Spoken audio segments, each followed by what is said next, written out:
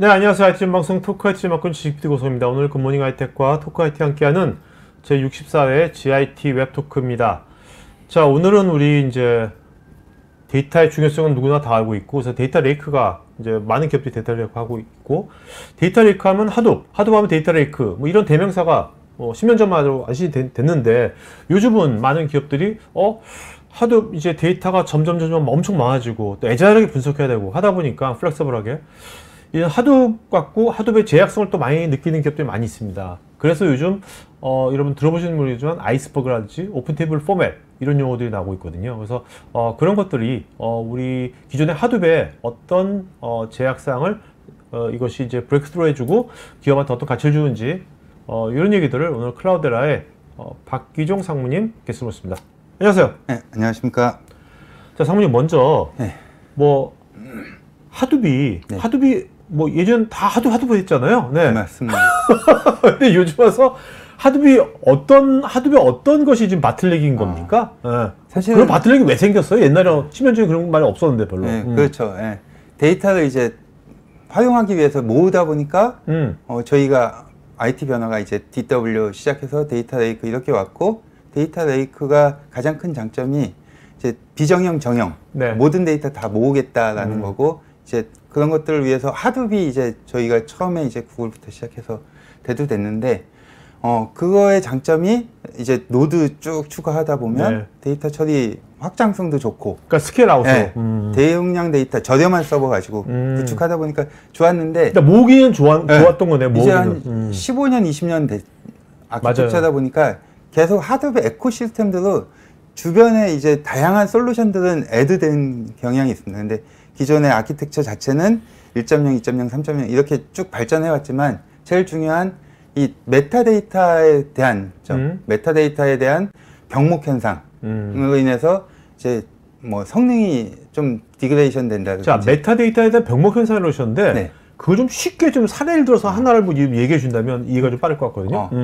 데이터가 많아지면 하둡은 이제 파일 단위로 저장을 하거든요. 데이터 들어오면 파일 단위로 들어오는데, 파일 개수가 많아지면 그 파일에 대한 정보를 하나의 DB에 가지고 있어요. 네. 근데 그게 몇억 개 이렇게 되다 보니까 그 자체가 오버가 되는구나. 메타데이터 자체가. 어떤 데이터 액세스를 하고 싶으면 이 파일이 어디 있는지를 알아야 되는데, 그거에 대한 걸 저장하는 게 메타데이터거든요. 근데 그 메타데이터가 너무 커지다 보니까 네네. 이게 테이블 개수만큼 메타가 있는 게 아니라 파일 개수만큼 쌓이다 보니까 그게 너무 병목이 생긴 거죠. 그것이 가장 큰 문제고, 그 다음에 이제 하둡은 데이터를 넣어놓고 조회하는 데 많이 쓰셨거든요. 근데 이제 조회 위주다 보니까 고객은 이제 변경분이나 이제 아니면 아키텍처를 좀 변경하거나 이런 것들에 대한 니즈들이 쭉 생기는 거예요. 왜 유승하지 애자일 환경에서는 애자일한 것이 엄청 중요하잖아요. 그렇죠. 네네. 네, 그런 부분들에 대한 플렉서빌리티 이런 부분들이 그러려면 하드에서 그러려면 다시 데이터 다시 부어놔야 되는. 네, 맞습니다. 데이터 다 내려고 새로운 테이블 만들고 넣거나 이런 것들이 있는 거죠. 그래서 심지어 뭐 데이터를 하루 뭐 며칠 동안 해서 퍼왔는데 데이터 분석가가 나 어떤 데이터 하나 더 필요해. 그러면 그거 대신 다 퍼오는 거죠. 이게 사람들 각 조직마다 룰이 다 나눠져 있잖아요. 네, 그렇죠. 그런 것들에 대해서는 유연성이 떨어지는 거죠. 그런 것들을 위해서 이제 오픈 테이블 포맷이라는 개념으로 아이스버그가 출시가 됐고, 그게 언제? 언제 2020년에 2020년에 네, 넷플릭스에서 처음에 만들어서 인큐베이팅하고 아파치 프로젝트로 된 거를 이제 저희 클라우데라는 이제 그 부분에 이제 계속 그 컴퓨터로 기여하다가 이제 저희 제품으로 공식 런칭은 저희 금년 7월달 런칭을 했고, 그 전에 이제 뭐 저희 내부적으로 몇몇 고객들은 일부 쓰시긴 하셨지만, 공식 런칭은 이제 퍼블릭부터 이제 그러니까 퍼블릭 클라우드? 네. 그러니까 AWS, 애저 이런 데서 쓸 수 있는 거네요? 네, 맞습니다. 네네. 거기에서 이제 저희 클라우데라 데이터 플랫폼이라는 CDP 제품을 사용하시면 아이스버그를 이용하실 수 있는 거죠. 네네. 네. 그런 것들을 오늘 소개해 드리려고 하고 있습니다. 자, 근데 뭐 이거 좋은 건 좋지만 우리가 기존에 어쨌든 하드웨어만 익숙해져 있잖아요. 많이 인프라가 돼 있고요. 그걸 아이스버그 들어와서 하드웨어를 또 뭐 다 뜯어고치고 뭐 하면 그거 굉장히 큰 부담이잖아요. 그렇게 하면 이제 이거 쓰라는 얘기를 변화가 잘 안 일어날 것 같은데, 그러면 새로운 고객 아니면 기존 고객은 쓰기 어려우시죠. 근데 이제 그런 고객들을 위해서 이제 이 아이스버그는 기존 테이블 하이브 저장되어 있는 것을 명령문 하나로 이제 바꿀 수 있습니다. 그게 오픈 테이블 포맷이라는 개념입니까? 어떻게 보면? 오픈이라는 의미를 이제 다양하게 해석하실 수 있는데 오픈에 쓴 가장 큰 거는 이게 오픈 소스. 네. 그래서 사실은 저희 제품도 포팅을 했지만 기존 오픈 아파치 쓰시는 고객도 언제든지 갖다 쓰실 수 있고, 두 번째는 이제 기존의 데이터 파일이 뭐 파케이든 에이브든 여러 가지 포맷들을 쓰고 계실 텐데 그 모든 포맷들을 다 지원합니다. 이 테이블 아이스버그라는 테이블이 네네. 다 지원하기 때문에 오픈이라는 의미도 되고요. 그래서 오픈 테이블 포맷이라고 보시면 될 것 같아요. 네네. 자, 근데 기존에 하이브된 것을 네. 어떤 식으로 얘가 이제 뭐 한다면 어떻게 한다는 겁니까? 기존 하이브 테이블에 그냥 테이블 포맷만 아이스버그라는 걸로 얼터 해주시면 이제 바꿔줄 수 그럼 있어요. 다 끝나는 거예요? 네. 오. 야, 그러면 기존에 뭔가 지금 클라우드 버전이 있는 거잖아요. 네, 네, 클라우드에서 뭔가 지금 그 이제 하이브 버전으로 뭐 돼 있는 것 있으면 네. 바로 할 수 있겠네요? 네, 바로 하실 수 있습니다. 이제 저희 제품으로 버전 업그레이드, 최신 버전으로 업그레이드 하시면 언제든지 아이스버그. 자, 근데 국내에서는 좀 컴플라이언스라든지 여러 이슈 네. 때문에 네. 또 온프리미스에 이제 하드브로 데이터를 이제 저장하시는 분들이 굉장히 많이 있잖아요. 네. 대부분 그 빅고객들은 그렇게 쓰고 계시죠. 온프리미스는 뭐 어떻게 되나요? 저희가 이제 세 가지 제품군이 있는데 네. 대표적으로 이제 퍼블릭 클라우드를 저희가 중점적으로 지금 하고 있고 거기에서 아이스버그가 이제 정식으로 사용 가능하십니다. 그리고 네. 온프레미스에서는 내년도에 이제 제품 버전 업그레이드 하면은 사용하실 수 있다고. 네, 알겠습니다. 자, 그러면 하나하나 한번 들어보도록 할까요? 네네.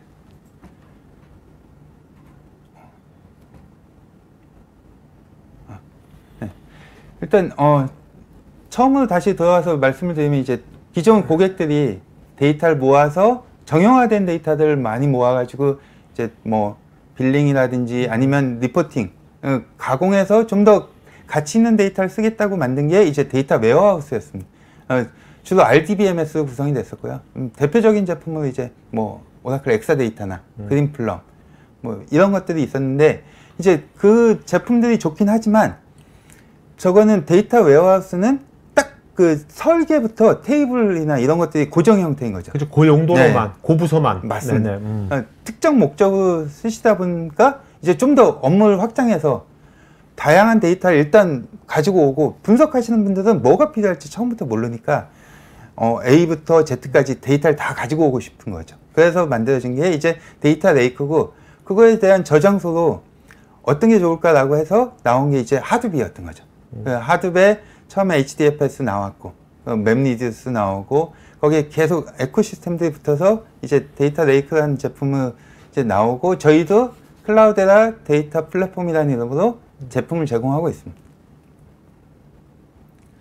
이게 데이터 웨어하우스와 데이터 레이크의 장단점은 명확합니다. 데이터 웨어하우스는 처음부터 정규화되어 있고 그 다음에 잘 데이터 리니지나 정제가 잘 된 데이터를 정합성도 잘 맞고 그런 것들을 모아서 SQL로 손쉽게 이제 개발자들이 쓸 수 있고 근데 단점은 유연성이 없는 거죠. 뭔가 바꾸려면 기존 테이블을 변화하거나 아니면 데이터를 새로 모으거나 없는 거 과거 데이터 찾으면 또 없거든요.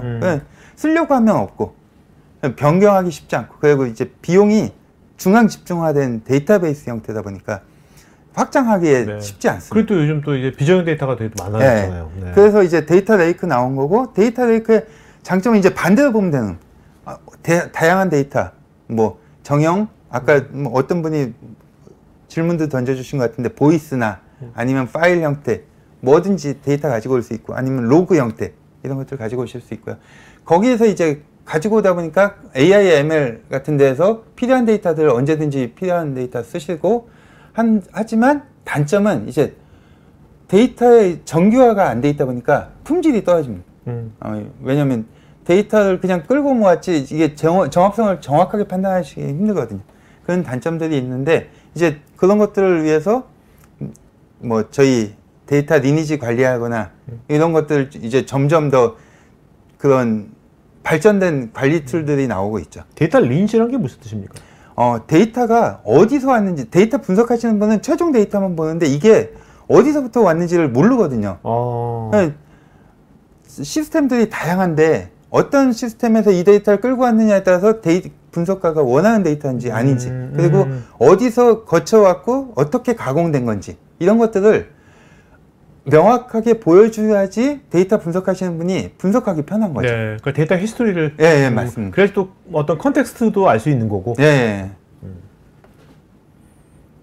이런 플랫폼을 이제 과거에는 온프레미스에서 구축을 했었습니다. 그러다 보니까 이제 베어메탈의 스토리지, 모놀리틱한 아키텍처를 가지고 있었고, 그 아키텍처의 장점은 데이터를 한 군데 다 모으기는 편했던 거죠. 근데 단점으로는 이제 확장하려면 기존 시스템들의 연관성이나 이런 것들이 뭐 복잡하고, 그 다음에 확장의 제한도 있고, 최근에 저희 고객 중에 한 분은 데이터는 느는데 서버의 CPU 사용률은 그렇게 높지 않은 거예요. 근데 하드분 서버와 디스크가 같은 통으로 이게 확장 개념이시잖아요. 그래서 그러니까 데이터 늘리려면 서버도 늘려야 되고, 거기에 그러려면 이제 전산실 상면도 늘려야 되고, 어려운 점들이 있었던 거죠.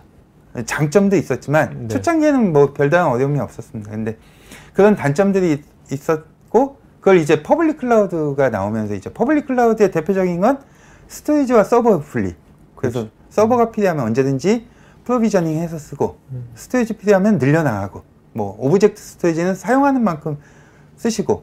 근데 이렇게 변화됐고, 근데 고객들이 아까 처음에 서두에 말씀하신 것처럼 퍼블릭 클라우드를 좋아하시기도 하지만 어려움도 많으세요, 가기가. 대표적인 게 이제 보안. 그렇죠.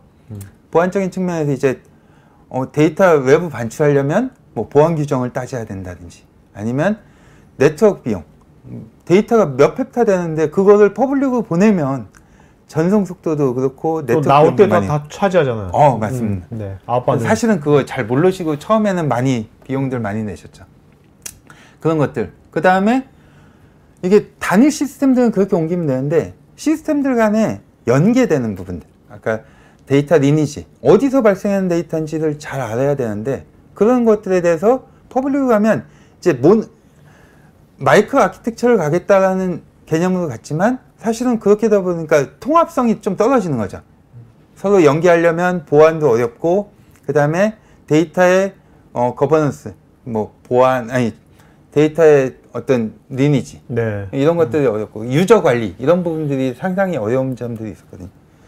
그리고 최근에는 이제 특정 퍼블릭 클라우드만 쓰는 게 아니라 온프레미스도 쓰시고 퍼블릭도 쓰시고, 뭐 아마존이 맞는 고객이 있고, 또 어떤 시스템들은 애저를 쓰겠다는 고객도 계시고, 그냥 한 회사에서 여러 개를 쓰고 계세요. 온프레미스 쓰는 팀, 뭐 같이 퍼블릭도 쓰시는 팀, 아니면 우리는 퍼블릭으로 못 가니까 퍼블릭하고 유사한 개념으로 프라이빗 클라우드를 쓰겠다.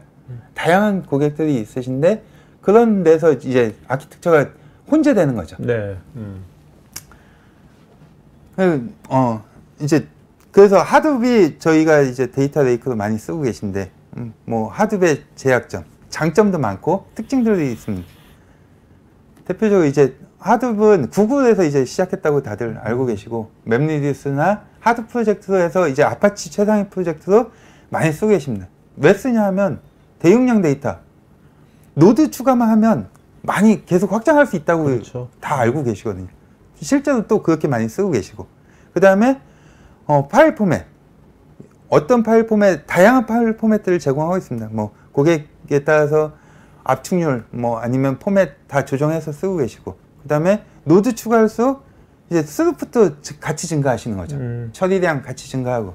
근데 이런 장점들을 가지고 계신데, 그리고 또 예전에 또 그랬잖아요. 모두기보다 일단 데이터 다 모아놔. 모아놓으면 다 나중에 좋을 거야. 맞습니다. 네네. 그렇게 시작한 거고, 사실은 되게 그게 많은 거기서 베네핏들을 찾아내셨거든요. 뭐 회사의 어떤 비즈니스를 새로 창출하는 것도 있고.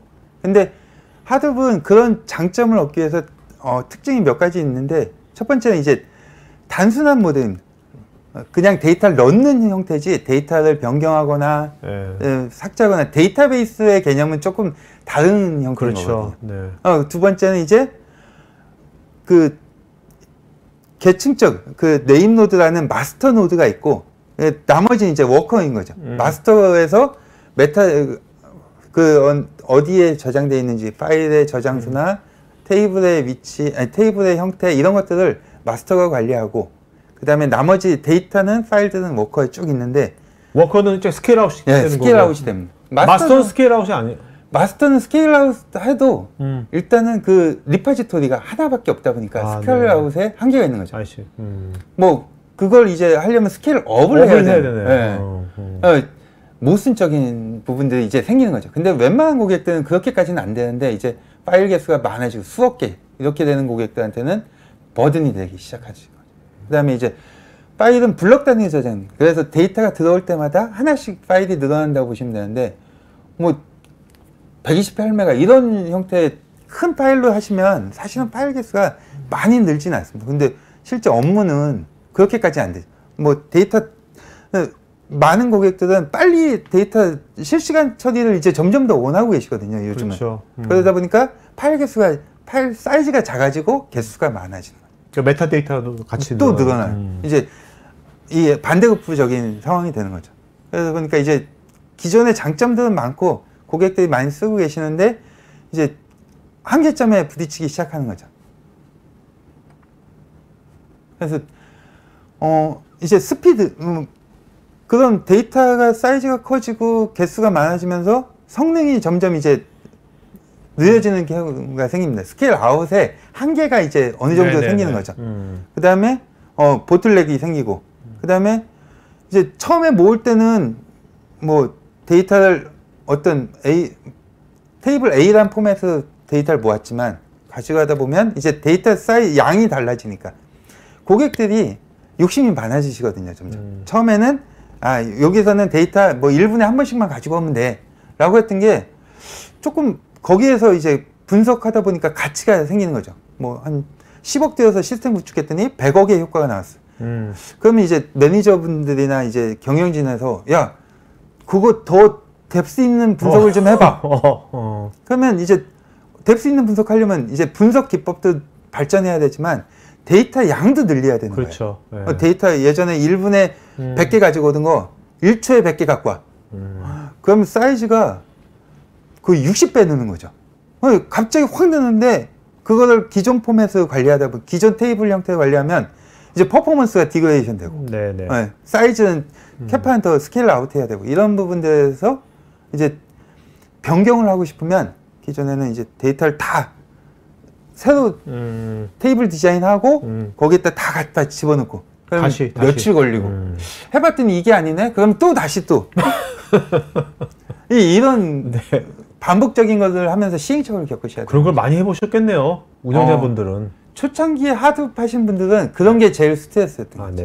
데이터를 관리하시는 하드 인프라 하시는 분은 분석이나 이 엔지니어들이 요구하는 걸 받아들여야 되는데 DB에서 이러한 데이터 요구했다가 기껏 열심히 이제 그쪽에서 퍼오는 것도 일이니까 그걸 열심히 해놨더니 하나만 더 추가해 주세요.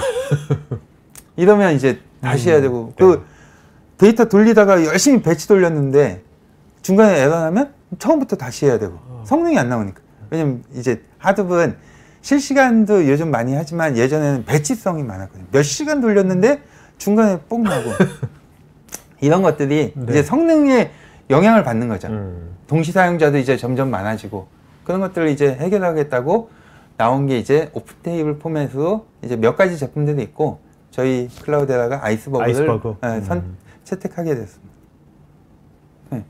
아이스버그를 이제 간단하게 설명드리면 아이스버그는 최근에 나왔습니다. 물론 뭐 2020년에 넷플릭스가 처음 시작하고 넷플릭스가 보면 굉장히 이런 IT 쪽에 이 기여한 게 되게 많은 것 같아요. 맞습니다. 이것뿐만 아니라 그죠? 하드 에코시스템들 보면 이제 미국의 IT 회사들이 많이 처음에 내부 프로젝트에서 시작하고 그걸 이제 아파치 인큐베이터 프로젝트 하고 그러다 이제 최상위 프로젝트로 가는 경우가 많죠. 물론 중간에 사라지는 경우도 있지만 뭐 카프카도 그런 거고. 그렇죠. 저희 아이스버그도 그렇고. 저희 클라우데라의 임팔라 같은 것도 그렇고 이제 그렇게 발전해 온 게 하드비고 그래서 하드비 많은 분들한테 이제 근 20년 됐는데도 아직도 사랑받는 이유가 그렇게 보셔야 될 것 같습니다. 다양한 사용자들이 이제 발전시켜 나가니까. 그리고 오픈 소스라는 장점. 네네네. 네. 그래서 실제로 아파치 아이스버그도 넷플릭스에서 시작했지만 링크드인이나 어도비, 텐센트 뭐 많은 대표적인 IT 기업들이 커미터로서 기여하고 있고요. 그다음에 오픈 소스다 보니까 이제 활발하게 좀 발전하고 있습니다. 그리고 가장 큰 목적인 페타바이트 이상 파일 개수가 뭐 몇억 개 돼도 충분히 커버 가능한 그런 아키텍처가 됐고 전에 말씀드렸지만 이제 파티셔닝이나 이런 것들도 계속 기능적인 부분이 보완되고 발전하여 나가고 있습니다. 그래서 저희 CDP 클라우드라 데이터 플랫폼의 아키텍처는 사실 밑에 스토리지부터 파일, 그 다음에 테이블 포맷, 그리고 그 위에 저희가 이제 통합 아키텍처인 통합 보안이나 데이터 아키텍처인 SDX 레이어, 그리고 그 위에 이제 데이터 서비스 레벨로 BI나 머신러닝, 그 다음에 데이터 플로우 이런 부분들을 제공하고 있는데 거기에 아이스버그가 기존 하이브 네. 테이블 포맷하고 동일한 역할을 하도록 이제 저희가 포지셔닝을 하고 있습니다. 그래서 기존에 하이브 쓰시던 고객이 저희 제품 업그레이드만 하면 아이스버그를 그대로 쓰실 수 있는 그런 아키텍처를 제공합니다. 아이스버그가 계속 뭐 설명드리지만 대표적인 특징들이 몇 가지 있습니다. 엔진에 구애받지 않고 그 다음에 아이스버그가 그렇게 다양한 데이터를 관리하고 버저닝 할 수 있는 업데이트나 이런 것들을 해줄 수 있는 게 스냅샷이라는 기능이 있습니다. 그래서 데이터가 들어오면 그 스냅샷이라는 번호를 가지고 있습니다. 각 파일마다. 네. 그래서 그 스냅샷을 가지고 데이터 버저닝, 그 다음에 변경 관리 이런 것들을 해줄 수 있는 거고요. 저 스냅샷이 일반적인 스토리지 스냅샷처럼 데이터를 통으로 다 스냅샷 뜨는 거 아닌 거죠? 그런 거 아니에요. 그냥 데이터 들어오면 들어오는 대로 계속 그냥 그 신규 데이터만 보관하고 있는 거고 네. 기존 데이터를 뭐 복제 뜨거나 이런 개념하고는 좀 다른. 네, 그냥 네. 스냅샷 번호만 찍어주는 파일 헤더에 번호만 찍어주는 개념이라고 보시면 될 것 같습니다. 그리고 그런 걸 통해서 이제 과거 데이터를 조회할 수 있는 그런 왜냐하면 스냅샷 번호하고 타임 스탬프가 찍혀 있거든요. 그래서 네.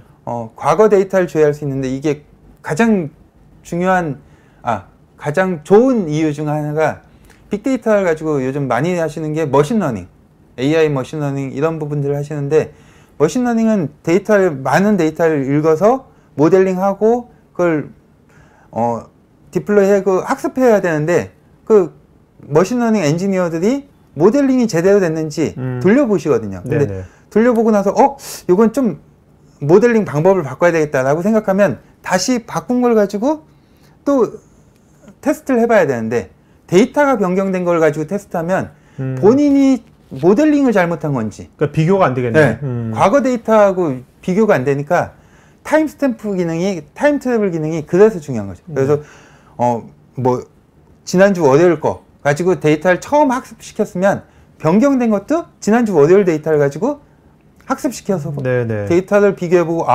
이게 내가 원하는 모델링 방법이구나 이런 것들을 파악하실 수 있는 거죠. 그래서 타임 트래블 기능이 중요하고 그 다음에 이제 히든 파티셔닝이라고 해서 테이블 포맷이 데이터가 증가되는 거에 대해서 능동적으로 플렉서블하게 바꿀 수 있는 능동적이지는 않죠. 플렉서블하게 네네. 뭐 월 단위를 일 단위로 아니면 뭐 지역 단위로 파티셔닝 돼 있던 거를 로컬 단위로 저런 것도 애자르게 분석하는 사람 입장에서 되게 편하겠네요. 굉장히. 사실은 성능이 이제 개선해야 되는데 성능이 특정 테이블 특정 파티션이 너무 커지면 그렇죠. 성능에 네네. 한계점이 있는 거예요. 아무리 뭐 스케일 아웃을 해도 그 스케일 아웃한 거에 대한 IO는 줄어들지 않기 때문에. 근데 파티셔닝이나 이런 것들을 바꾸면 IO 자체가 달라지고 저희가 이제 임팔라나 이런 것들은 옵티마이저가 있기 때문에 특정 파티션만 이렇게 읽을 수 있거든요. 네네. 그런 것들을 통해서 성능 개선이 충분히 되는 거죠. 네. 그리고 저희 제품에서 이제 통합 보안이나 데이터 거버넌스 이런 부분들을 제공하고 성능이나 확장성은 그대로 유지를 하고 있습니다. 그리고 이제 클라우드 퍼스트다 보니까 클라우드 네이티브한 기능들을 다 가지고 있습니다. 그래서 아이스버그에 대해서 추상적으로 이제 말씀으로 설명되는데 이제 구체적으로 조금 몇 가지 주요 특징에 대해서 설명을 드리도록 하겠습니다. 첫 번째는 이제 동시사용자 처리입니다. 동시사용자 처리라는 게 기존에 하드부터 동시사용자 다 처리했죠. 근데 리드하고 있는 거하고 라이트하고 있는 거를 서로 충돌하지 않고 리드하는 사람은 특정 시점 읽든 아니면 최신 시점에 읽든 내가 읽는 포인트의 시점의 데이터를 그냥 가져가면 되는 거고요. 그 다음에 라이트하는 사람은 똑같이 리드에는 제약이 거의 없으니까 그거 읽어서 라이트 할 수 있고, 왜냐면 스냅샷이 다 다르기 때문에 라이트 또 스냅샷이 네, 라이트 할 때마다 스냅샷 번호가 달라집니다. 네, 그래서 라이트가 증가될 때마다 스냅샷 1번에서 2번으로 쭉, 그리고 마지막으로 라이트 하면 이제 스냅샷 6번 이렇게 하기 때문에 기존에 읽는 사람들은 전혀 관계없는 거죠. 네, 이게 똑같은 데이터를 변경해 업데이트 치는 거면 라이트 하고 있을 때 리드에 가면 문제가 생기지 않습니까? 근데 그렇지 않고 새로운 걸 읽어가고 스냅샷 번호를 바꾸는 거기 때문에 리드 컨시스턴시나 이런 것들이 충분히 제공되죠. 그 다음에 이제 만약에 똑같은 데이터를 라이트하는 사람이 충돌을 하는 경우 락을 하잖아요. 그래서 보통 락. 네, 그렇죠. 뭐 RDBMS는 락, 로우 레벨 락킹이 대표적인데 아이스버그는 락킹 기능이 아니라 읽는 거는 그냥 읽어갑니다. 그래서 자기가 몇 번 스냅샷을 읽었는지 알고 있고, 라이트 할 때 이 스냅샷을 누군가 변경했으면 변경된 걸 알 수 있는 거죠. 네. 그러면 나보다 먼저 변경한 사람 있네? 그러면 내가 변경한 걸 폐기하고 그 변경한 사람이 라이트한 걸 다시 읽어서 내부적으로 처리하고 라이트를 합니다. 네. 그래서 1번 한 사람이 라이터 1번이 먼저 라이트에서 스냅샷 2번으로 바뀌면 라이트 2번은 처음에는 스냅샷 1번을 읽어갔지만 나중에 누군가 먼저 바꿨으니까 다시 SE 스냅샷 2번을 읽어서 변경하고 S3 스냅샷 3번이라는 걸로 이제 데이터를 변경하는 거죠. 네네. 사실 뭐 빅데이터는 저렇게 동시 사용자가 막 경합이 많은 경우를 이렇게 쓰지는 않거든요. 그런 경우는 보통은 이제 RDBMS를 많이 쓰거나 아니면 그렇죠. 저희 제품에 이제 RDBMS에 준하는 쿠드 뭐 이런 것들을 쓰시고 이제 하이브 포맷을 쓰시지는 않죠. 이거는 이제 대부분은 인서트 위주의 업무고 이제 간혹가다 이제 변경이 발생하는 부분들한테 저희가 이제 이런 포맷을 권하드려요. 그리고 이제 대표적인 기능이 이제 파티션 구조. 아까 말했던 데이터 양이 늘어나고 이제 업무 패턴이 달라지면 이제 파티션을 바꿔야지 성능도 좋아지고 이제 매니지먼트 뭐 저희가 ILM 데이터를 이제 일정 주기 되면 이제 빼내고 이런 것들을 해야 되는데 대표적인 게 이제 기존 데이터를 딜리트 할 수는 없지 않습니까? 그럼 이제 파티션 단위로 빼버려야 되거든요. 근데 좀 더 디테일하게 관리할 수 있는 거죠. 그런 것들을 하기 위해서는 파티션을 바꿔야 되는데 과거에는 이제 저런 것들이 새로 만들어주고 데이터를 다시 복제뜨는 이런 것들이 참 너무 힘든 거였죠. 네네. 데이터 관리자 입장에서 데이터 그렇죠. 엔지니어 분석하시는 분은 요구사항 던지면 됩니다. 네. SR 발행해서 분석한 분들도 기다려야 되니까 짜증나죠. 그렇긴 하죠. 네. 빨리빨리 안 되니까 그렇죠. 며칠 기다려라. 꼭 이 사람이 꼭 일부러 안 해준 것처럼 네. 그런 거 이거 어렵다 그러면 이제 그렇죠. 서로 간에 이제 이해가 안 되는 거지. 왜 저래 별것도 아닌 건데 왜 저렇게 그거 하나 해주는 게 그렇게 어렵나? 네. 근데 이제 데이터 관리하시는 분은 그거 하려면 이제 빅테이블이면 여유 공간도 확보해야 되고 그거 하다가 이제 데이터 변경분도 다 그거 해야 돼요. 롱텀 되면. 그런 거 상무님 말씀하신 거 보니까 상무님이 그 입장이요. 옛날 그 입장도 하셨던 것 같아요. 상무님이. 저 예전에 DBA나 이런 것들을 해봤기 그렇죠. 때문에. 어쩐지 그 말씀하신 톤이 옛날에 그 어떤 회한이 딱 담겨 있는. 예. 그런 것들이 있습니다. 네. 개발자와 이제 인프라 관리자 이런 사람들 간에 이제 서로 간에 상충되는 부분이 좀 있죠. 뭐 전제 조건은 회사의 발전이지만, 근데 그런 부분들을 이제 아이스버그 하면 명령문 하나로 바꾸면 이제 기존 데이터를 바꿔주진 않습니다. 기존 데이터는 그대로 냅두고 새로 들어오는 데이터들은 이제 바꾼 데이터 형태로 들어가는 거죠. 그러면 이제 서로 간에 윈윈할 수 있으니까 아주 좋은 기능이라고 볼 수 있어요. 그렇겠네요. 네. 그리고 이제 타임 트래블 기능은 타임 트래블 그러면 다들 좀 어려워하시는데 RDBMS 쓰시는 오라클 고객들은 플래시백 하면 다 이해가 돼요. 예전 데이터 조회하는 기능. 보통 이제 데이터 복구용으로 저게 스냅샷이 있기 때문에 가능한 거잖아요. 네. 그죠? 스냅샷 번호를 알면 그걸로 그렇죠. 할 수도 있고 아니면 특정 시점에 타임스탬프로도 할 수 있고 이런 그렇죠. 것들을 해서 이제 머신러닝이나 이런 하시는 분들한테는 아주 유용한 기능이라고 볼 수 있을 거예요. 그래서 실제로 아이스버그에 도입했을 때 이제 데이터 플로우를 한번 쭉 보시면 이제 기본적으로 이제 데이터 테이블 만드시고 그 다음에 거기에 데이터 넣고 그 다음에 이제 엔터프라이즈 고객들은 이제 데이터 보안이나 이런 것들이 중요하니까 이제 억세스 룰이나 아니면 컬럼 마스킹 이런 룰들 적용하고 그리고 거기에 이제 그런 게 이제 기본 베이스가 되면 이제 그 다음부터 조회했는데 BI 툴 그대로 쓰실 수 있고요. 과거에 뭐 타블로나 뭐 MSTR 이런 BI 툴 그대로 ODBC나 JDBC 드라이버 그대로 쓰시니까 전혀 관계없이 조회하시고 비주얼라이제이션 툴들도 그대로 쓰실 수 있어요. 그러니까 기존 개발자나 뭐 분석하시는 분들 이런 분들한테 달라지는 점이 전혀 없는 거죠. 그리고 필요할 때는 타임 트래블 기능으로 특정 시점 데이터 조회하고 또 데이터 패턴을 바꾸고 싶어 아니 데이터 양을 늘리고 싶어 그러면 그때 가서 이제 테이블 포맷을 바꾼다 아니 파티션 포맷을 바꾼다든지 이런 것들을 가능할 수 있습니다. 그러니까 뭐 아이스버그로 이제 그 오픈 테이블 포맷으로 하면은 이제 운영자는 엄청 편해지는 거고, 그죠? 네, 유연하게 할 수 있으니까. 네. 그다음에 나머지 개발자라든지 다른 쪽도 전혀 자기가 기존에 했던 거 그대로 하면 되는 거네요. 맞습니다. 네. 그 변화 관리가 이제 심플해지네. 변화 가장 관리가. 장점이 이제 기존 사용하시는 분들한테 달라지는 게 얼만큼인데 그렇죠. 이제 엔드 유저들한테는 달라지는 점이 없는 거고 네. 인프라 관리자들한테는 이제 한번 테이블 포맷만 변경해 주시면 그 다음부터 이제 사실은 달라지는 게 없다고 보셔도 될 것 같습니다. 그러니까 이런 컨셉을 굉장히 획기적인 컨셉이잖아요. 네, 이런 컨셉을 2020년대에 나온 거잖아요. 네. 그러니까 그때 그러면 이런 컨셉의 아이스버그의 가장 핵심적인 코어 뭐랄까 저거는 그러면 뭐 이런 그 뭐랄까 뭘까요? 뭐 어떤 발상이었을까요?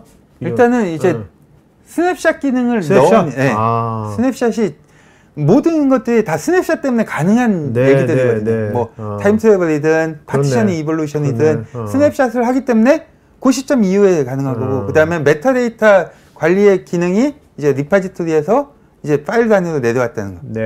그런 점들이 가장 중요하고 유사한 제품들 몇 개 나왔습니다. 그래서 이제 2년 동안 이제 성숙도가 좀 필요하잖아요. 뉴 피처라고 저희가 바로 할 수 없으니까 저희는 이제 엔터프라이즈 고객들을 대상으로 하는 회사다 보니까 이제 뉴 에코시스템이 개발 솔루션이 출시되었다고 바로 하고 그러면 이제 없어지면 그걸 도입한 고객은 그렇죠. 이제 이상 좀 발전 유지보수나 이런 것들이 어렵기 때문에 저희가 제품의 성숙도나 기술 기여도 이런 것들을 어느 정도 완충되고 저희도 그걸 기여하면서 충분히 엔지니어 레벨을 키워야 되기 때문에 그런 것들을 하다 보니까 한 2년 정도의 시간이 걸렸습니다. 네네. 그래서 이제 저희 제품의 클라우데라에서 아이스버그가 어떻게 돼 있는지 저기가 올해 7월달에 우리나라에서 이제 되면 공식적으로 런칭 정식 버전이라고 얘기하시죠. 통상적으로 이제 GA 버전이 나온 게 7월달입니다. 그래서 이제 저희 아이스버그를 도입함으로써 이제 기존의 메타스토어 관리하던 게 이제 자유로워진 거죠. 그래서 기존 포맷에서는 확장성이나 어떤 스냅샷 이런 기능들을 제공하지 못했던 것을 이제 제공할 수 있고 하이브에도 ACID 트랜잭션 기능들이 있었지만 사실은 그것도 이제 단점들이 몇 가지 있고 어려운 점들이 있기 때문에 이 아이스버그를 고객들이 선호하시고 빨리 온프레미스 버전에도 좀 출시해달라 이런 말씀들을 많이 하십니다. 엄청 많이 들을 것 같아요. 왜냐면 저희 고객들의 90% 이상은 한국 고객들의 90% 이상은 온프레미스죠. 온프레미스입니다. 그래서 온프레미스에 빨리 아이스버그 테스트 좀 해보고 싶다. 그리고 그거 나오지 않으면 오지도 마라. 뭐 이런 고객도 계세요. 근데 지금 그러면 그게 이제 내년도에 나오는 거잖아요. 내년도 상반기에 나올 텐데 그러면 그 전에라도 그러면 온프레미스 승복이 그것도 아이스버그를 한번 그래도 체험이라든지 해보면 어떻게 해야 될까요? 올해 나오기 전까지 뭔가 체험하시고 싶으면 일단은 현재로서는 오픈 아파치에 오픈 아이스버그 갖다 테스트 하시는 방법밖에 없을 것 같고요. 저희가 만약에 이제 GA가 아니더라도 이제 테크 릴리즈라고 해서 특정 고객이 먼저 한번 좀 써보고 싶다 라고 하면 약간의 버그를 감안해서라도 쓰시고 싶으시다 그러면 저희가 그런 준비가 되면 저희 고객들한테 좀 먼저 안내해드리도록 하겠습니다. 그래서 그런 아이스버그의 특징을 가지고 기존 저희 아키텍처의 파일 포맷이나 스토리지 영역 그대로 쓰실 수 있고, 그 다음에 저희 퍼블릭이다 보니까 데이터 서비스, 클라우드 네이티브한 데이터 서비스들, 데이터 플로우라든지 데이터 엔지니어링, 그 다음에 뭐 오퍼레이셔널 데이터베이스, 머신러닝 다 기존의 아이스버그, 아니 하이브 대신에 아이스버그를 다 쓰실 수 있습니다. 그래서 충분히 전혀 달라지는 거 없이 그게 가장 큰 장점이라고 보실 수 있는 거죠. 지금 뭐 국내에서도 뭐 많은 데이터는 이제 온프레미스 있지만 네네. 특정 뭐 신규 데이터나 신규 부서의 것을는 이제 뭐 이렇게 퍼블릭 클라우드에서 데이터 분석하려고 옮긴 회사들은 이거 바로 해보면 좋겠네요, 정말. 네, 바로 하실 수 있습니다. 그 퍼블릭 가시면서 우리는 저런 기능들, 뭐 예를 들어서 타임스랩이 필요하다든지 아니면 우리 향후에 데이터 어마어마하게 늘어날 걸 감안해서 우리 지금부터 아이스버그를 쓰고 싶어. 이런 거 아니면 변경들 좀 하고 싶어. 그러면 언제든지 지금도 사용하실 수 있습니다. 그래서 기존의 저희 클라우드라 플랫폼의 아키텍처 그림입니다. 그래서 그 저희가 밑단의 스토리지 영역과 윗단의 서비스 영역 이 부분에 있는데, 거기에 저희의 SDX 좀 표현이 어려우실 수 있는데 쉐어드 데이터 익스피리언스라고 해서, 쉐어드라는 의미가 이제 뭐 누구랑 공유하겠다 이런 게 아니고 각 시스템 간의 데이터, 그 다음에 시큐리티 이런 부분들을 엔터프라이즈 레벨에서 다 관리하겠다. 통합 관리. 엔터프라이즈 개념으로 보시면 될 것 같습니다. 그래서 메타데이터에 대한 데이터의 인풋부터 아웃풋까지 어디서 발생했고 어떻게 어떤 데이터와 머지됐고 이런 것들의 플로우를 아실 수도 있고, 그 다음에 시큐리티, 그 다음에 계정 관리, SSO라든지 이런 연동, 그 다음에 암호화, 그리고 뭐 아까 말씀하셨지만 온프레미스에서 퍼블릭으로 가시는 고객들이 이제 데이터 복제를 어떻게 갈 건지, 그리고 한 번 마이그레이션이 아니라 서로 연동하는 고객들도 필요하실 수 있거든요. 그렇죠. 그럴 때 이제 저희 리플리케이션 매니저라는 이런 복제 툴 이런 것들이 제공돼서 뭐 주기적인 복제라든지 아니면 역방향 이런 것들을 하실 수 있는 기능들을 제공할 수 있는 게 저희 쉐어드 데이터 익스피리언스라는 레이어입니다.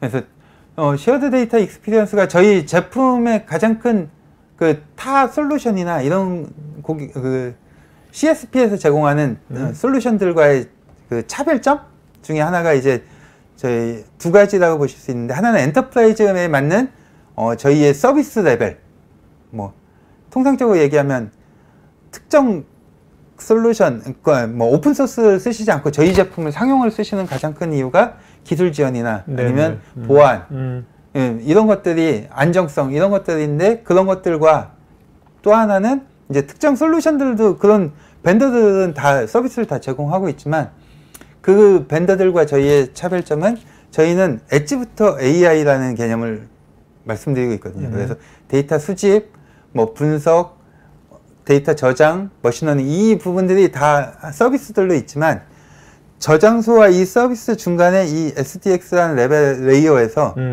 통합 관리, 통합 매니지먼트, 그 다음에 통합 데이터 서비스, 그 다음에 통합 시큐리티 서비스 이런 것들을 제공할 수 있다는 게 가장 저희 차별점이거든요. 네네. 네. 그래서 고객들이 데이터 레이크를 만드는 가장 큰 이유가 이제 뭐 거기서 뭔가를 발굴해내고 가치 창출하겠다, 뭐 비즈니스 오퍼튜니티를 만들겠다 이런 건데, 그렇게 해서 데이터 레이크를 구축하지만 팀 간에 아니면 조직 간에 데이터 레이크를 또 따로따로 또 만드시는 경우가 많아요. 그리고 요건에 따라서 온프레미스로 하시는 고객도 있고, 또 어떤 데이터는 데이터 발생이 외부이기 때문에 퍼블릭 클라우드에 구성하시는 고객도 있고, 대표적으로 얘기하면 이제 제조업은 대부분 온프레미스를 좋아하시고 서비스업은 퍼블릭을 좋아하시고. 네, 그렇죠. 왜냐하면 데이터가 그쪽에서 발생하니까 데이터를 가지고 오거나 보내거나 이러는데 버든이 생기시기 때문에 각자 그 업무에 맞게 이제 데이터를 구축하셨어요. 데이터 레이크. 그러다 보니까 이제 더 나은 걸 찾으려고 하면 데이터를 이제 또 거기서도 또 머지해야 되는 게 있는 거예요. 그래서 이제 데이터 메쉬, 데이터 패브릭 이런 개념들이 나오지만 이제 데이터가 흩어져 있는데 그걸 이제 또 거기에서 또 어떻게 모을까? 네. 모으려면 힘들잖아요. 그러다 보니까 이제 그런 어려움을 가지고 계세요. 그래서 그런 거에 대한 또 그걸 하려고 하니까 비용도 많이 들고 매니지먼트 하려니까 각각의 매니지먼트 툴 놔야 되고 그 다음에 이제 데이터가 다 분산돼 있고 또 보안 구축하려니까 그 보안 툴들에 대한 비용도 많이 나가고 이런 것들에 대해서 사실은 이제 어려움을 많이 겪고 계시는 거죠. 네.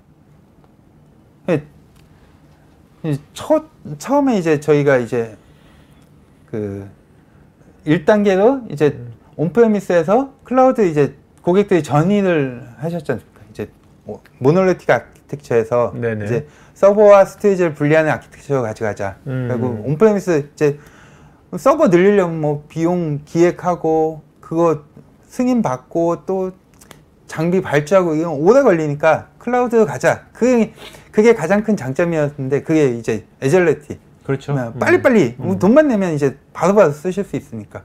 그 다음에 이제 서버 늘리고 싶으면 서버 늘리고 스토리지 늘리고 싶으면 스토리지 늘리고 이런 분리, 아이솔레이션도 되고 이제 업무별로 이제 서버 큰 거 살 필요도 없고 필요한 서버 딱딱 사실 수 있고 이런 것들이 장점이 됐는데 이거의 가장 큰 문제는 컨텍스트가 없는 거예요.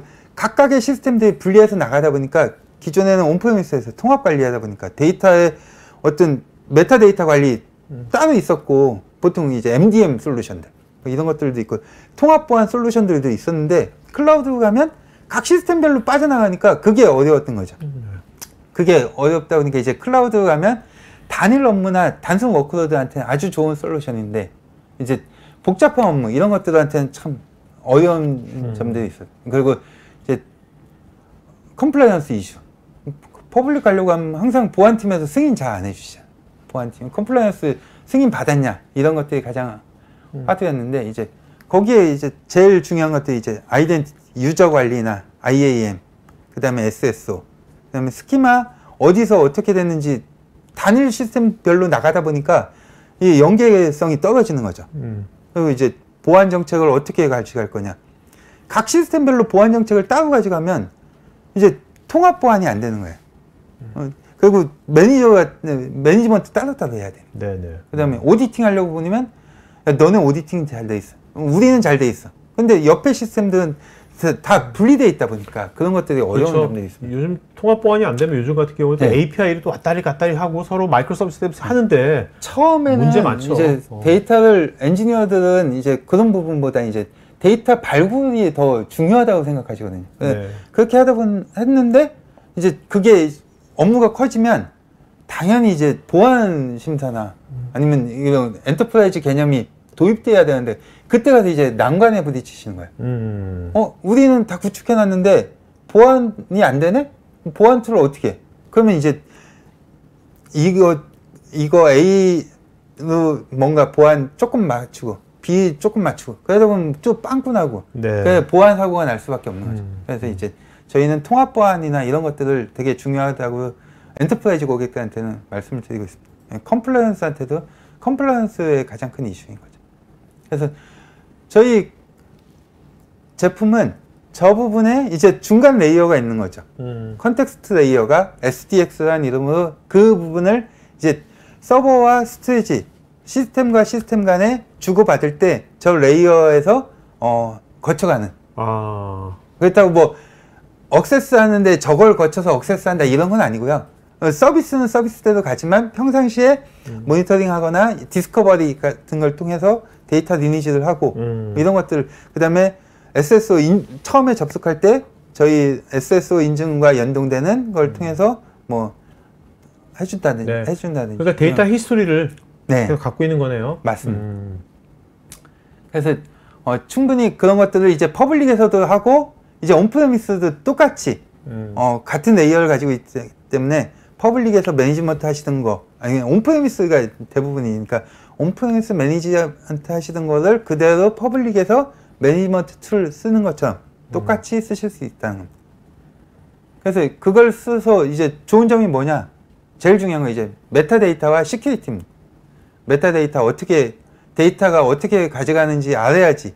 데이터가 온 걸 모르는데 그걸 가지고 분석한 결과가 옳다고 얘기할 수는 없거든요.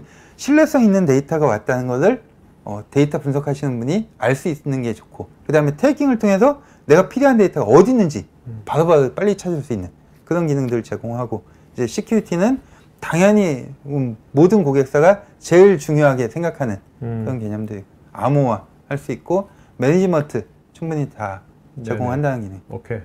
네. 네. 이걸로 대략적인 오케이. 소개를 알겠습니다. 말씀드릴게요. 아, 오늘 그래도 자, 질문이 엄청 많거든요. 아, 네네. 지금 이제 자, 이제 여러분들 설문도 할 거니까, 특히 이제 설문에서 여러분들 요거 아마 많은 분들이 우리 하둠만 있는데 아이스버그 네. 뭐 쉽게 바꾸고 싶다는, 요거 한번 체험, 클라우드 쪽에 있는 분들은 쉽게 해볼 수 있는 거고, 그죠? 네네. 아닌 분들은 뭔가 이렇게 상담이나 뭔가 이런 거 체험 같은 거를 해보고 싶은 분들은 설문에 좀 자세하게 체크해 주시면 고맙겠습니다. 네. 자, 상무님 답변해 주면서요. 네. 좋은 질문 하신 분 두 분 좀 이름을 기억했어요. 알겠죠? 아, 네네, 이름을 두 분. 네. 네네. 제가 이제 이렇게 했으니까. 자, 이효승님. 텔코나 금융, PG 서비스에 아이스버그를 고민해야 한다면 어떤 유형의 데이터를 적용할 수 있을지 궁금하고, 대고객 업무 처리나 빌링 등에도 적용된 사례나 추진하고 있는 사례가 있을까요?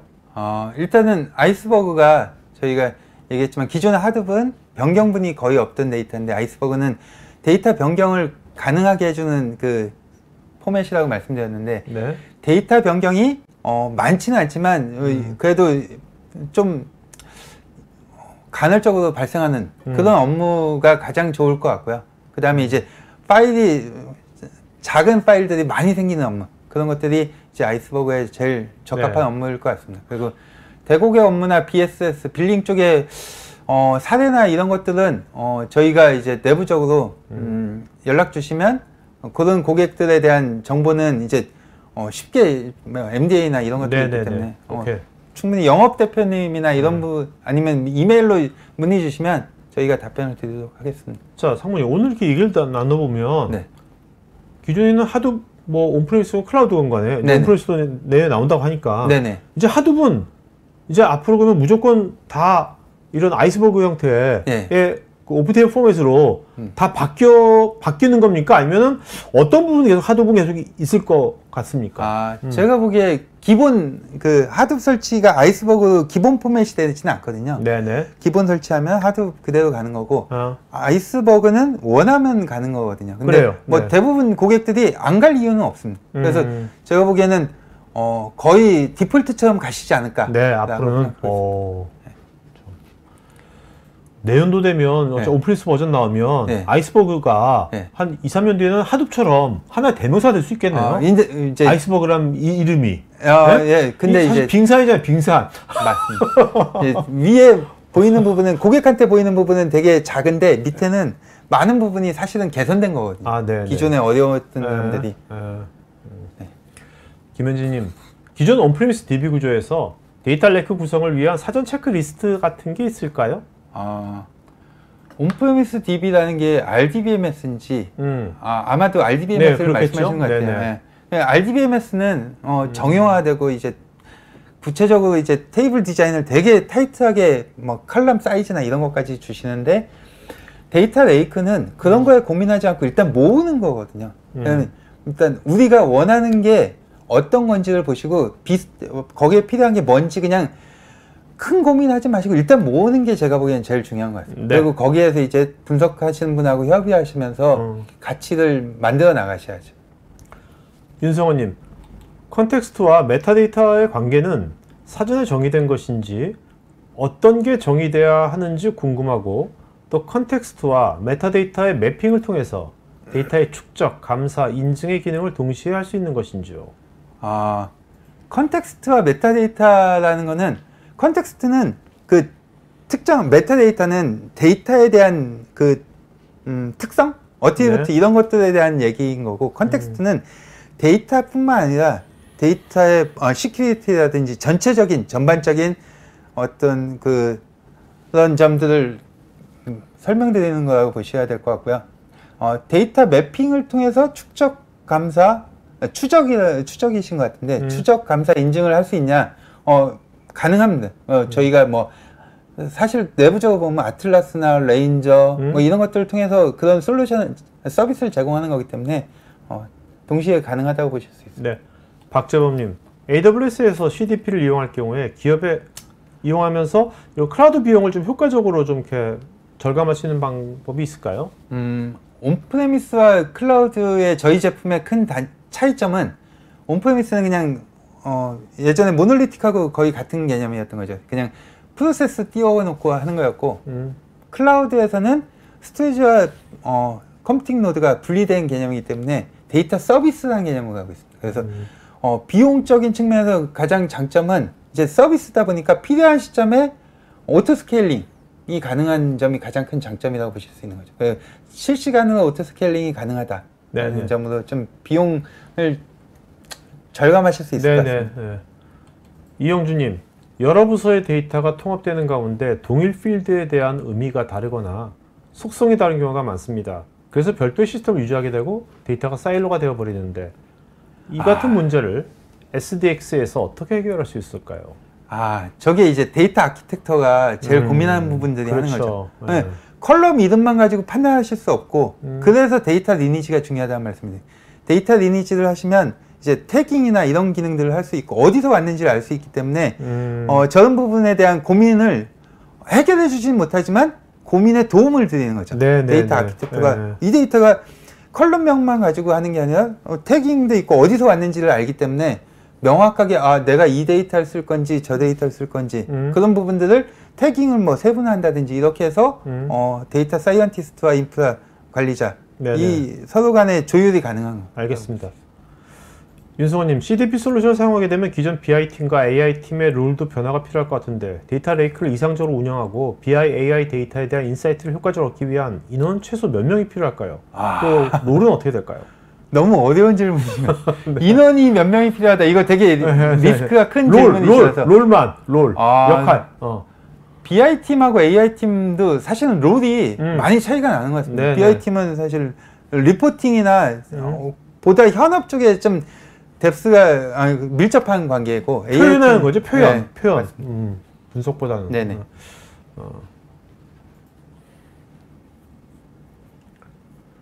김현진님, 데이터 통합이 말처럼 쉽지 않고 사전에 점검해야 될 부분도 많은데 클라우드라 솔루션을 이용하면 담당자가 이기종 또는 다양한 환경에서 수집된 데이터를 통합하는 게 쉬워지는 건지 이것을 쉽게 처리해 줄 수 있는 기능이 무엇이 있는 건지.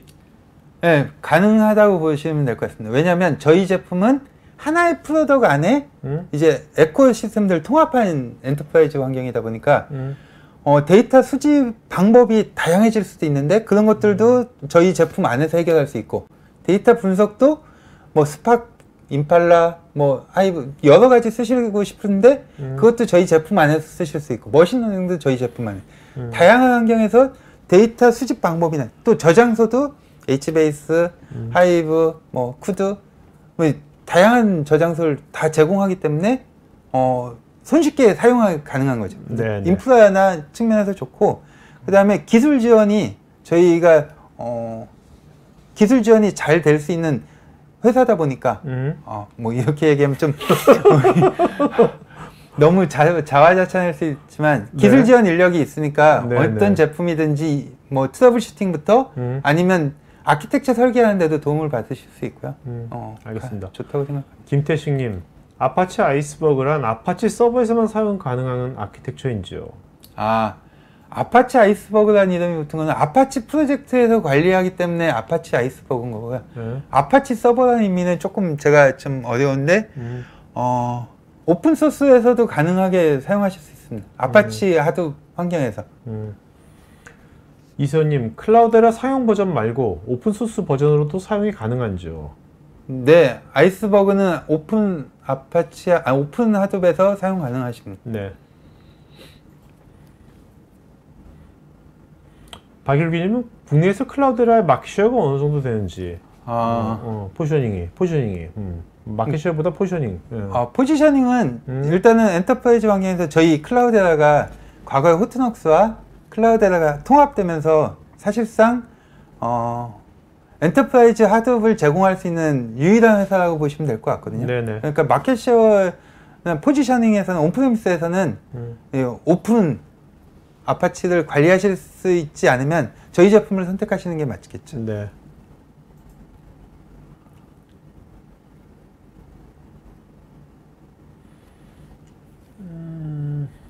질문을 같은 분이 여러 개를 많이 해주시죠. 황찬우님, 현재 관리되고 있는 시스템만 100여 개가 되고 있는데요. 연동 방식 및 시스템 구성이 워낙 다양하고 다르기 때문에 나중에 데이터 레이크를 통해서 이 모든 것들을 관리하고 처리하는 게 가능할지 염려가 되는데 가장 먼저 우선순위가 될 수 있는 시스템을 선정하는 방법은 어떤 게 있을까요? 많은 고객들이 이런 유사한 생각들을 하실 것 같아요. 아까 제가 고객인 적도 있었으니까 비슷한 생각을 하실 수 있거든요. 근데 사실은 데이터 레이크는 그냥 일단 모으는 거기 때문에 소스를 고민하는 것보다는 내가 어떤 거에 쓸 건지 어떤 용도로 이걸 데이터 레이크를 하고 싶은지에 따라서 구축하고 하나하나 그냥 포지션 100개면 처음부터 100개를 고민하지 마시고 네. 내가 쓸 거부터 모으면 되는 거죠. 그렇게 보시면 될 것 같습니다.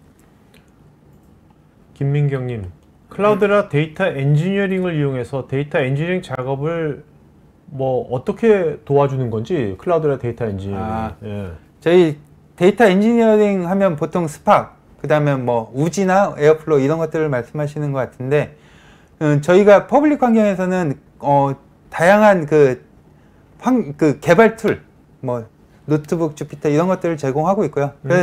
개발자 입맛에 맞는 자기 어떤 취향, 아니 어떤 커리어에 맞는 네. 툴들을 사용하실 수 있고 또 클라우드 비용 최적화를 위해서 언제든지 오토스케일링 서비스 제공하고 스팍 버전이나 이런 다양한 버전도 그때그때 선택 가능하시기 때문에 저희가 도움이 될 것 같습니다. 윤수호님, 빅데이터 플랫폼은 데이터 하나하나를 삭제하는 것이 어려운데 CDP는 데이터 하나하나를 쿼리를 알려서 삭제가 가능한지요? 근데 아이스버그가 그렇게 만들어진 건데 말씀드렸다시피 그렇게 트랜잭션이 너무 많은 거를 하는 거는 빅데이터 플랫폼에서 조금 처리하기 어렵죠. 왜냐하면 너무 단편화가 많이 생기니까. 그런 거라면 중간에 어떤 그 전처리 단계에서 좀 어느 정도 좀 처리해 주시는 게 좋을 것 같습니다. 서지호님, 영상 이미지가 많은 의료기관의 경우는 하드브로 데이터를 저장하고 조회했을 때 속도 이슈가 있다고 들었습니다. 데이터 레이크는 하드브로 구성해야 한다면서도 RDB의 데이터만 하드브로 저장하고 이미지 데이터는 다른 형태로 저장해서 하이브리드 형태로 구성해야 속도 이슈를 해결할 수 있다고도 하는데 정말 하드비 대용량 이미지 속도 이슈가 있는 건지요? 저거는 이제 아키텍처 설계 얘기이신 것 같은데 이제 아마 뭐 병원이시니까 팍스 데이터를 말씀하시는 것 같은데 팍스 데이터 사이즈가 이제 다양하실 거거든요. 뭐 엑스레이 같은 경우는 사이즈가 작을 수도 있고 MRI 같은 경우는 사이즈가 동영상 같은 경우는 더 크실 수도 있고 근데 저거는 어떻게 구성하느냐에 따라서 그 하드브 안에 넣어도 성능이 충분히 나올 수 있고 아니면 불리한 과거에 이제 RDBMS 구성하실 때 이제 어떤 메타 정보 네. 파일 위치나 환자 정보 이런 것들만 RDB로 가지고 가시고 이미지는 이제 FTP 서버 같은 데다 놓고 이렇게 하셨던 구성을 그대로 이제 하드브로 가지고 오시는 경우도 있고 아니면 하드브 안에 직접 넣으셔도 되는데 이제 조금 분리해서 생각하시면 충분히 어떤 대안이 나올 수 있지 않을까라고 생각하고 있습니다.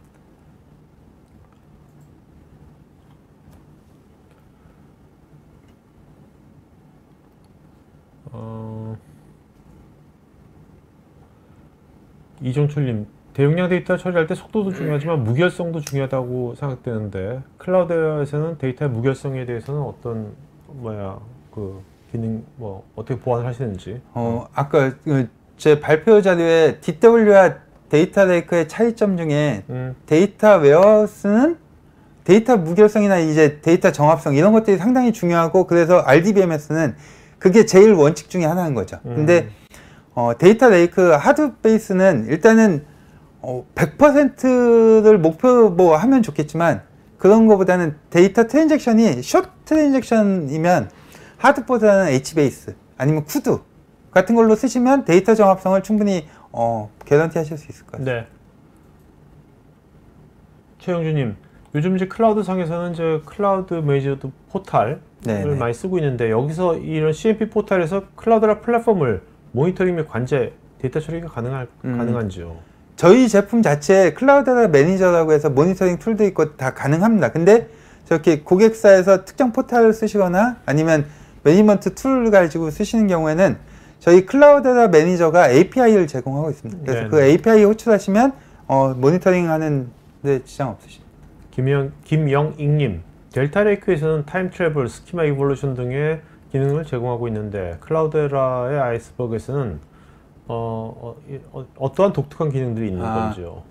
네, 제가 아까 설명드린 이 오픈 테이블 포맷이 크게 보통 세 가지 제품을 얘기하고 있습니다. 저희 가 채택한 아이스버그, 그 다음에 후디, 그 다음에 델타 레이크. 지금 질문 주신 게 이제 잠깐만 조금만 타임 트래블하고 스키마 이볼루션 얘기하셨는데 아이스버그에서도 그 기능들을 제공합니다. 거기에 추가적으로 이제 데이터 트랜잭션 기능이라든지 이런 것들을 더 많이 더 제공하고 있다고 생각하고 있습니다. 네.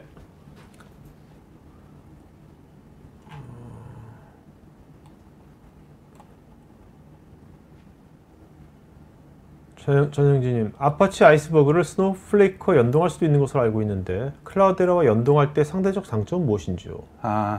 맞습니다. 뭐 연동할 수 있다. 근데 저희의 아이스버그는 연동이 아니라 포함하고 있는 거죠. 더 통합적인 기능들을 같이 제공하고 있기 때문에 연동보다는 보다 더 타이틀리한 서포트가 가능하다고 보시면 됩니다. 뭐 보안 관점도 거버넌스 관점도 그렇고. 네. 자, 오늘 여기까지 Q&A 하겠고요. 오늘 질문하신 분 중에서 두 분 좀 이름 좀 네. 저희 사실은 많은 분들이 네. 주셔서 감사한데 질문을 반복적으로 많이 주신 분이 계세요. 그래서 두 분이 눈에 띄시는데 한 분은 윤성원님하고 한 분은 김태식님. 김태식님. 네. 두 분이 다양한 질문을 많이 올려주셔서. 자, 윤성원님하고 김태식님 이 두 분요, 저희 스태프 이메일 주소로 본인 이름 주소 핸드폰 이메일 보시면 저희가 경품 보내드리고 있고요. 여러분 설문에 좀 특히 뭐 상담이라든지 자료 요청 같은 것도 설문에 구체적으로 해주시면 고맙겠습니다. 자, 오늘 이렇게 질문도 쭉 보시면서 어떤 생각이 드셨어요? 일단은 새로운 제품 소개를 하다 보니까 많은 질문 주셔서 감사드리고 저희 제품에 대해서 앞으로도 좀 더 다양하게 접근해서 고객 미팅도 많이 가지고 소개 세션을 좀 많이 가져서 고객들한테 궁금한 점 많이 해소했으면 좋겠다라는 생각이 듭니다. 알겠습니다. 자, 마지막 한 번 좀 마치는 거 할까요? 네. 네. 아파치 하도 쓰시면서 많은 분들이 이제 그런 여러 가지 고민들을 하시는 거에 대해서 저희가 솔루션을 들고 온 거고, 현재 퍼블릭에서 가능하기 때문에 언제든지 저희 연락을 주시면 테스트 하실 수 있는 기회도 같이 있고요. 그 다음에 이제 기회를 주시면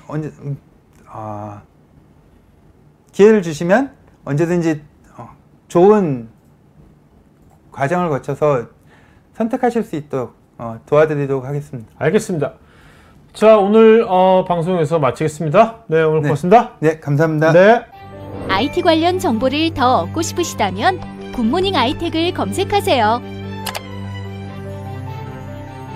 클라우드 앤 인프라, AI 앤 빅데이터, 매니지먼트, 그리고 정보보호 솔루션까지 최고의 품질과 서비스, 검증된 기술력을 가진 굿모닝 아이텍의 최신 IT 관련 정보를 홈페이지, 유튜브, 페이스북, 인스타그램, 링크드인에서 직접 확인하세요. 구독, 좋아요까지 눌러주는 건 센스! 고객의 신뢰를 기술력으로 보답하는 굿모닝 아이텍. 지금 바로 연락하세요.